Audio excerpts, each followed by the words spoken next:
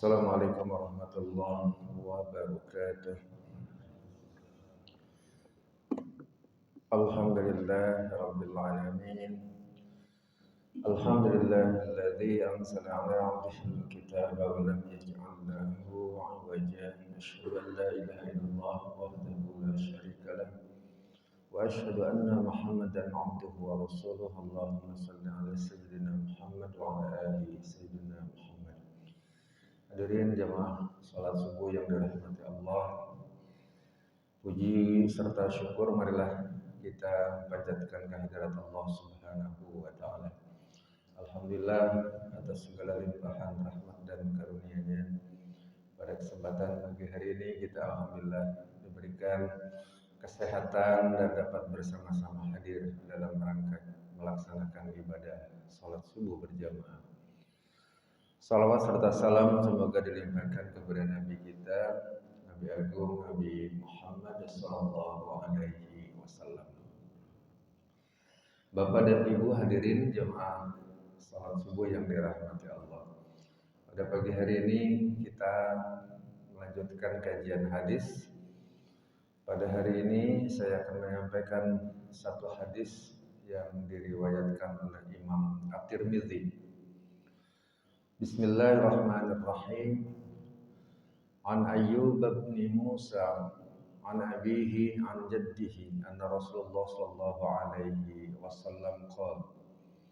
Dari Ayyub bin Musa, dari ayahnya, dari kakeknya, Rasulullah sallallahu alaihi wasallam bersabda, "Ma nahala walidun waladan min nihlin afdala min azabin hasanin." Kata Nabi, tidaklah seorang ayah memberikan suatu pemberian kepada anaknya yang lebih utama daripada adab atau akhlak dan pendidikan yang baik.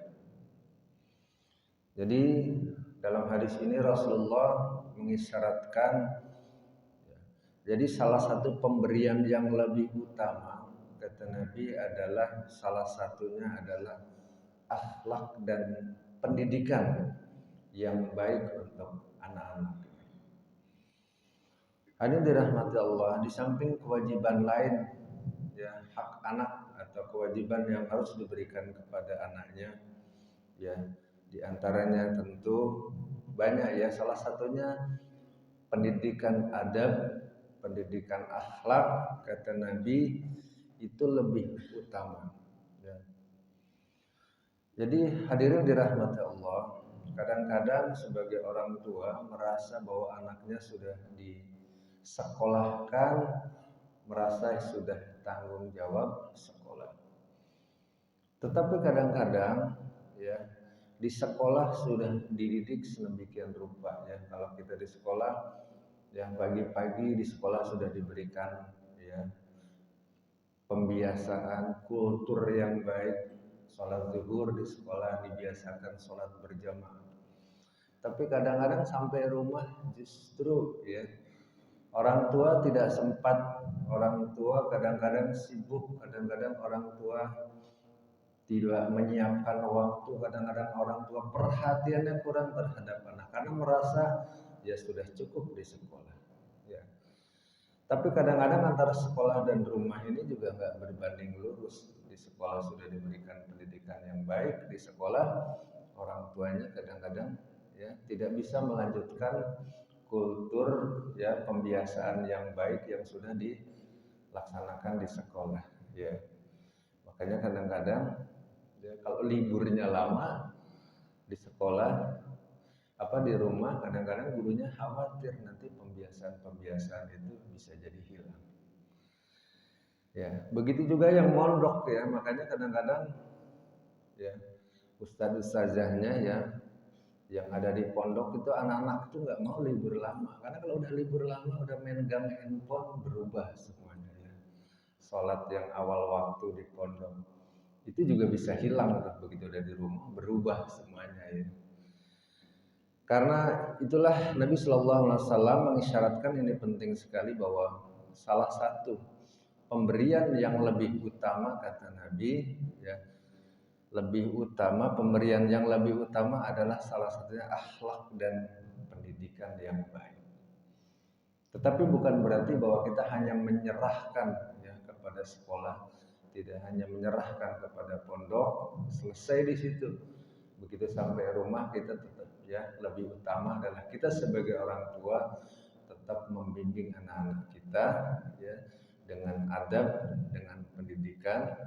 Ya kata Nabi, dengan pendidikan yang baik. Kata Nabi, tidaklah seorang ayah memberikan suatu pemberian kepada anaknya yang lebih utama adalah daripada adab, daripada akhlak dan pendidikan yang baik. Hadirin dirahmati Allah, ada satu ya ungkapan ulama yaitu Ibnul Mubarak. Beliau mengatakan, nahnu ila qalil minal azabi akhwaju minna ila kathirin minal ilm. Ya. Kata Ibnul Mubarak, kita lebih membutuhkan sedikit adab daripada banyak ilmu. Ya. Jadi kata Ibnul Mubarak, lebih baik sedikit adab daripada banyaknya ilmu, daripada orang berilmu tapi tidak punya adab. Ya, jadi lebih utama daripada adab walaupun sedikit daripada ilmu, tapi orang punya ilmu tidak punya adab, tidak punya akhlak. Ya, banyak ilmu tetapi tidak menunjukkan pengamalan yang sesungguhnya. Ilmunya banyak tapi sombong. Ya, buat apa banyak ilmu tapi sombong? Untuk apa banyak ilmu tapi tidak digunakan untuk kebaikan?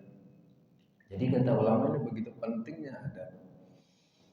Ya, baik adab kita dalam ibadah, adab kita ya kepada orang tua yang lebih tua, adab ketika belajar, dan adab akhlak dalam keseharian kita. Ya, kadang-kadang kalau kita sebagai orang tua, anak-anak itu luar biasa ya. Kita ingetin, udah bisa balesin, itu memang anak-anak kita saat ini mungkin sudah beda dengan zaman kita dulu. Zaman kita dulu kalau jadi guru berbicara sedikit muridnya takut. Kalau sekarang udah nggak begitu, udah nggak zaman ya. Jadi guru pun sekarang begitu berat. Gurunya keras sedikit ya, dianggapnya gurunya membuli ya. Jadi luar biasa. Apalagi sampai misalkan mengeluarkan bahasa yang nada tinggi, apalagi sampai mungkin kalau zaman kita dulu mungkin ya guru memberikan hukuman fisik ya, walaupun itu sifatnya mendidik. Kalau sekarang sudah tentu sudah tidak boleh.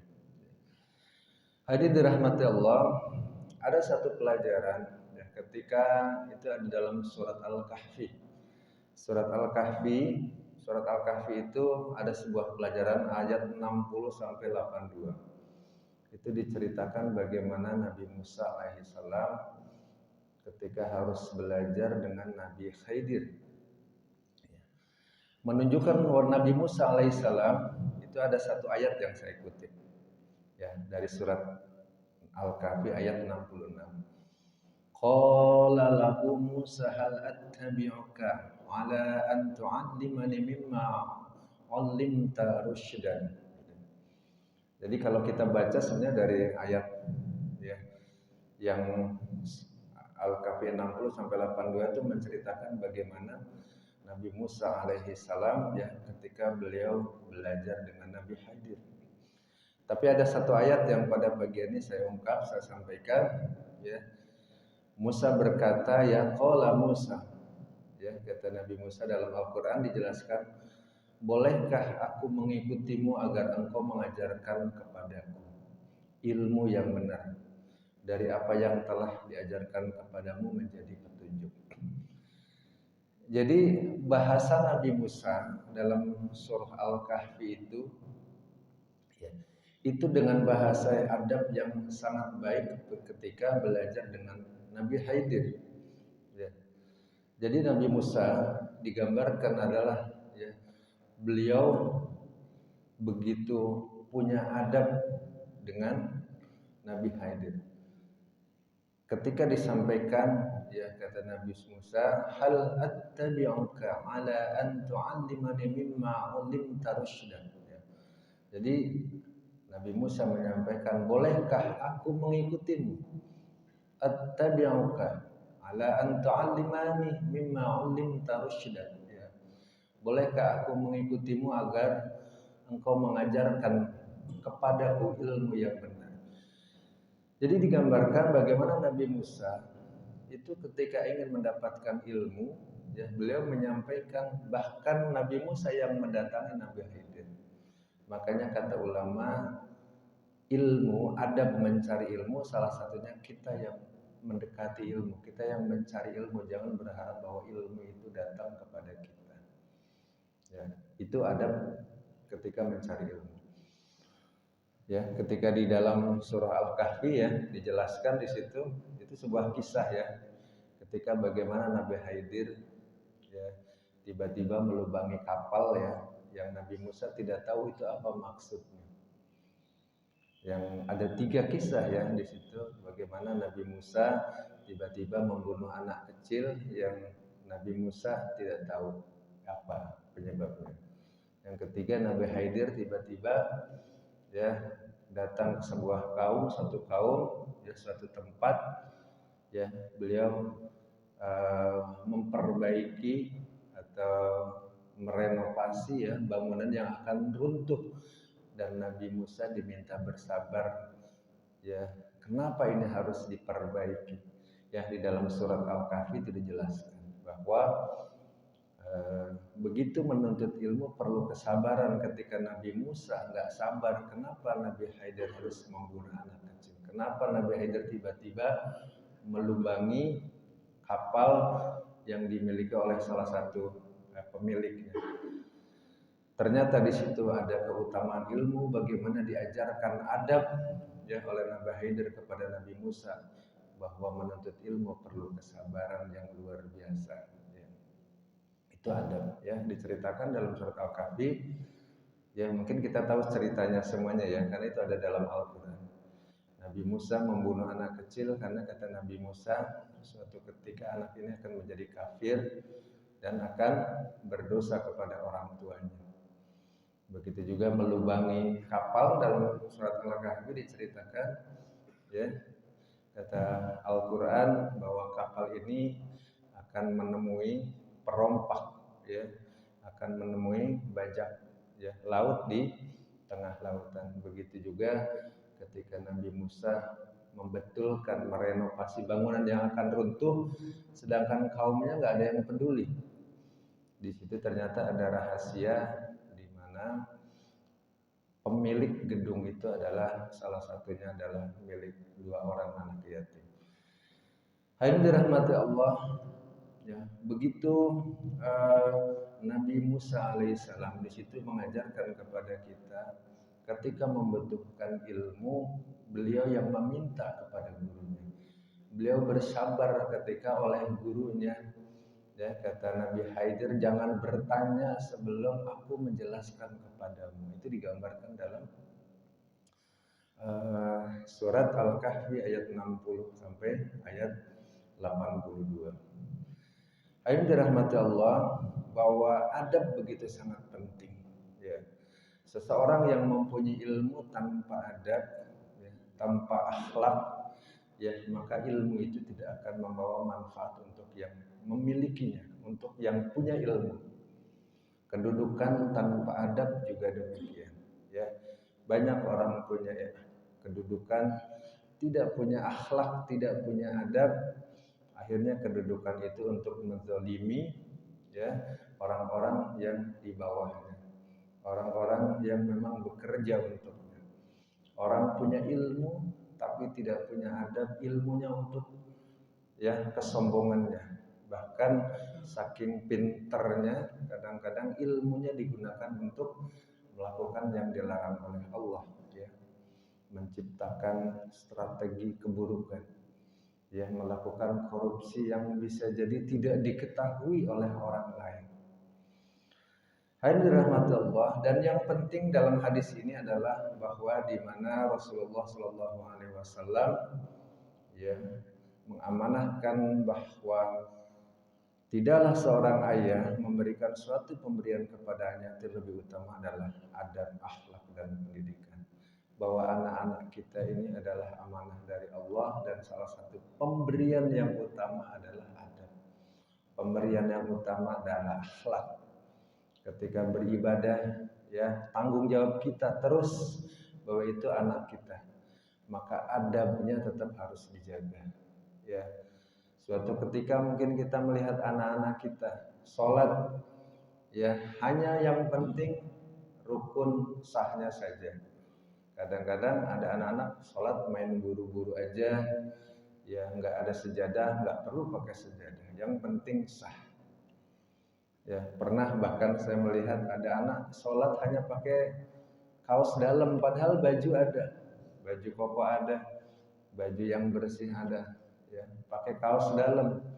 Ditanya kenapa hanya pakai kaos dalam, yang penting sudah sah. Ya.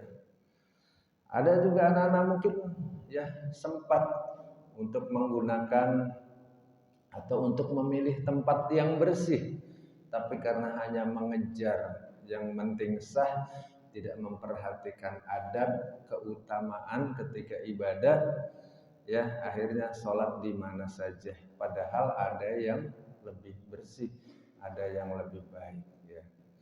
Ini adalah adab ketika beribadah kepada Allah Subhanahu wa Ta'ala. Begitu juga kepada guru. Ya. Kadang-kadang anak-anak kita, ya, ketika diberikan PR oleh gurunya, di rumah tuh gerundelnya di rumah, di sekolah nggak berani ketemu gurunya. Kenapa? Ketika anak nggak punya adab, diberikan tugas, ya, oleh gurunya, bisa jadi, ya, ilmu yang diberikan tidak menyerap ke dalam anak, tidak nempel, tidak menyerap, ya, atau bisa jadi tidak berimbas menjadi akhlak yang baik. Oleh karena itu hadirin dirahmati Allah, anak-anak kita senantiasa diberikan pendampingan, diberikan pendidikan dan akhlak yang baik, dan kita tidak hanya mengandalkan kepada pendidikan sudah di sekolah, sudah di pondok, ataupun sudah kita amanahkan kepada guru-guru kita. Hadirin dirahmati Allah, dan ada yang sangat menarik dari Ibnu Mubarak bahwa beliau menyampaikan kita lebih membutuhkan sedikit adab daripada banyak ilmu. Artinya apa? Ya, sebaiknya kita lebih mengutamakan adab. Ilmu yang dimiliki harus dibarengi dengan adab yang kita miliki. Pendidikan yang sudah diberikan oleh kita terhadap anak-anak kita harus diberikan juga dengan adab yang baik. Makanya kita harus bisa menjadi contoh. Ya. Kalau kita di rumah misalkan ngasih tahu ke anak kita, nyuruh kepada anak kita, kalau kita nyuruhnya juga nggak punya adab, ya gimana anak belajar dengan kita? Ya, kita nyuruhnya aja udah marah-marah tuh di rumah, nyuruh belajar marah-marah. Ya, kita juga nggak punya adab sama anak kita. Anak kita pengen sholatnya rajin, tapi nyuruh sholatnya marah-marah. Anak kita suruh cepat-cepat mandi, sikat gigi, nyuruh anak-anak kita untuk melakukan kebaikan, bantu orang tua kita belajar sedikit, menyiapkan perlengkapan sholat, tapi nyuruhnya juga kita nggak punya adab. Suatu ketika mungkin kita mau trip, mau melakukan perjalanan, mau mudik, mau ke tempat saudara kita, tapi kalau kita nyuruhnya juga nggak punya adab, ya, nggak punya akhlak terhadap anak kita, bagaimana anak kita juga akan mengambil hikmah, mengambil manfaat dari cara kita memberikan pelajaran kepada anak-anak kita. Oleh karena itu hadirin dirahmati Allah, penting untuk kita, karena kita akan mengajarkan, berarti kuncinya kita juga harus memulai dari diri kita, mencontohkan mulai dari diri kita.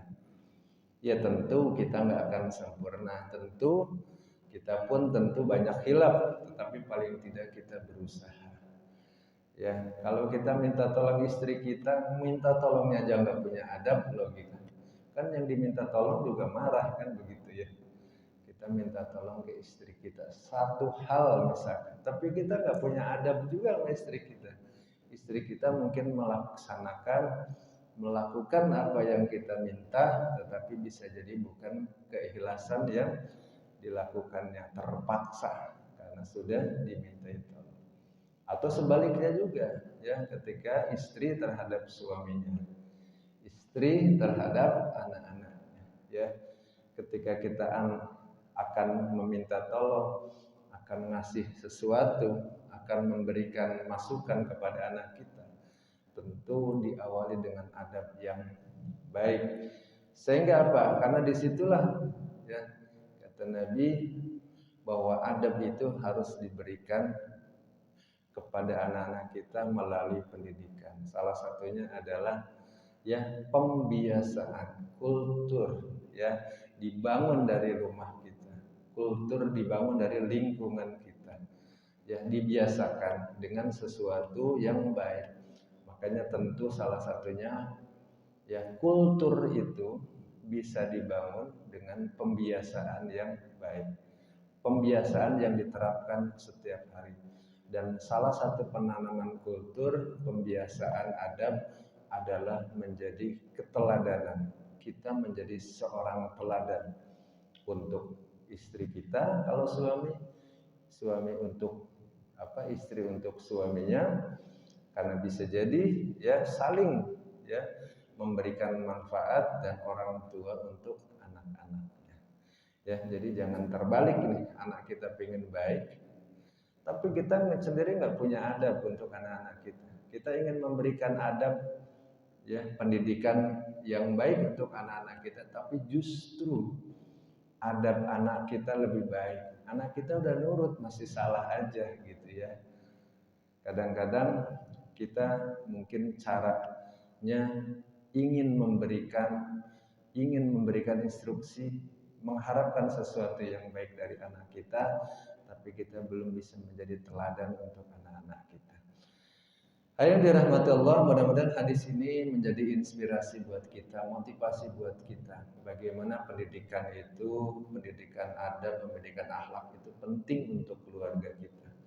Kalau kita sebagai suami, tentu mari kita bangun keluarga kita semakin baik dengan adab yang lebih baik. Kalau istri kita pengen adab yang baik, suami harus bisa mencontohkan, menjadi teladan, mengarahkan keluarganya menjadi keluarga yang punya adab. Begitu juga pendidikan untuk anak-anak kita, ya. Mudah-mudahan ketika kita memberikan pendidikan kepada anak-anak kita, memberikan arahan, membimbing, tapi contoh dari kita sendiri, ya. Karena kita mudah pinginnya anak kita baik, tapi jangan sampai kita sendiri tidak mencontohkan sesuatu yang baik. Ini dirahmati Allah, mudah-mudahan kita senantiasa oleh Allah Subhanahu wa taala diberikan kemampuan, kemudahan dalam membina keluarga kita, membimbing anak-anak kita, membimbing lingkungan kita menjadi lingkungan yang baik, punya kultur akhlak, ya, yang baik, dan mudah-mudahan kita juga senantiasa bisa menjadi inspirasi, bisa menjadi motivasi untuk yang lain untuk senantiasa melaksanakan kebaikan, melaksanakan ibadah kepada Allah dengan semakin baik. Demikian, mudah-mudahan ada manfaatnya. Sama-sama kita akhiri dengan membaca hamdalah dan doa kafaratul majlis. Alhamdulillahirabbil alamin, subhanakallahumma wa bihamdika, asyhadu an la ilaha illa anta, astaghfiruka wa atubu ilaik. Billahi taufiq wal hidayah. Assalamualaikum warahmatullahi wabarakatuh.